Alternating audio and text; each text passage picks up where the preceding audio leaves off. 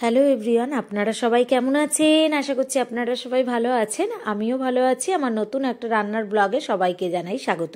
কিছুদিন ধরে ভাবছি কি যে এই ছোলা দানার একটু তরকারি বানাবো, তা আর হচ্ছে না সময়। তারপরে গতকাল রাতে ভাবলাম যেহেতু তরকারি বানানো হচ্ছে না, এই ছোলা দানার পকোড়া বানাবো। তার জন্য আমি গতকাল রাতেই না ছোলার দানাগুলো না ভিজিয়ে দিয়েছি। তো ভিজিয়ে দিলে বলে হয়ে যাবে, তার পরের দিন সকালবেলা বেশ হয়ে গেছে দেখুন। এরপরে ছোলার দানাটা না আমি মিক্সার গ্রাইন্ডারে বেটে নেবো। তা আমি সেভাবে বাটিনি, একটু আস্তে আস্তে রেখেছি দানাটা, যাতে বেশ খেতে টেস্ট লাগে। আর এইভাবে পকোড়া একদিন বাড়িতে বানিয়ে খাবেন, আশা করি সবার খুব খুব খুব ভালো লাগবে। এরপরে ছোলা দানার ওর ব্যাটারটার মধ্যে দিয়ে দিলাম লঙ্কা কুচি। আমি এখানে লঙ্কার পরিমাণটা বেশি দিয়েছি যাতে ঝাল ঝালটা একটু বেশি ভালো লাগে।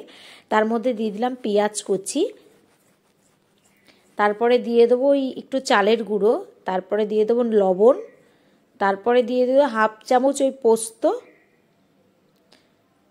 তারপরে দিয়ে দেবো হলুদ। ব্যাস এইটুকুই এনাফ। দিয়ে এবার ভালো করে এটাকে হাতে মেখে নেবো। একদম ইজি এটা, এইভাবে ছোলার পকোড়া বানালে একদম বেশি টাইমও লাগে না, একদম তাড়াতাড়ি হয়ে যায় চটজলদি, আর কোনো রকম ঝামেলাই নেই এটা। এবার কড়াই বসিয়ে দিয়েছি, কড়াইতে দিয়ে দিলাম সাদা তেল। তেলের পরিমাণটা একটু বেশিই দেবো, কারণ পকোড়া ভাজতে একটু তেলের পরিমাণটা বেশিই লাগে। এবার তেলটা যতক্ষণ না গরম হচ্ছে ততক্ষণ পর্যন্ত তো দিতে পারবো না।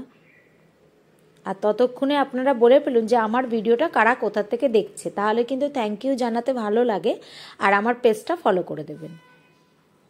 এবার তেলটা বেশ গরম হয়ে গেছে, এরপরে দিয়ে দেবো পকোড়ার শেপ করে এবার তেলে দিয়ে দেবো একে একে। আমি এইভাবে দিয়েছি শেপটা, বেশ আপনারা চাইলে যে কোনো শেপে দিতে পারেন।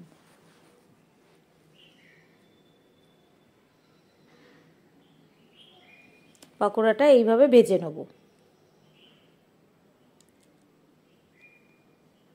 আর এত টেস্ট লাগে কি বলবো, দারুণ লাগে। আমি এটা এই ধরে 4বার বানাচ্ছি, তো 4বারই আমি বাপের বাড়িতেই খেয়েছিলাম, আমি শ্বশুর বাড়ি এসে খাইনি, আমার মা বানাতো। আর মার কাছে প্রথমবার শিখেই বানিয়েছিলাম বাড়িতে, তখন দারুণ টেস্ট লেগেছিল। তাই জন্য অনেক দিন পরে আজকে শুভঙ্করের জন্য বানিয়ে দিলাম। শুভঙ্কর কিন্তু এটা ফার্স্ট টাইমই খাচ্ছে, ওর কিন্তু ভীষণ ভালো লেগেছিল। ও বলছে এটা প্রায় বানাবে নিরামিষের দিনগুলোতে, বেশ দারুণ লাগবে। তো আমার এই দেখুন পকোড়া বেশ ভাজা হয়ে গেছে, আর এই দেখুন পোস্তগুলো কি সুন্দর দানা দানা বোঝা যাচ্ছে, আর খেতে অসাধারণ টেস্ট আর মুচমুচে একদম। তো আজকে বানিয়েছিলাম সাম্বার আর এই ছোলার পকোড়া, ভাত আর একটু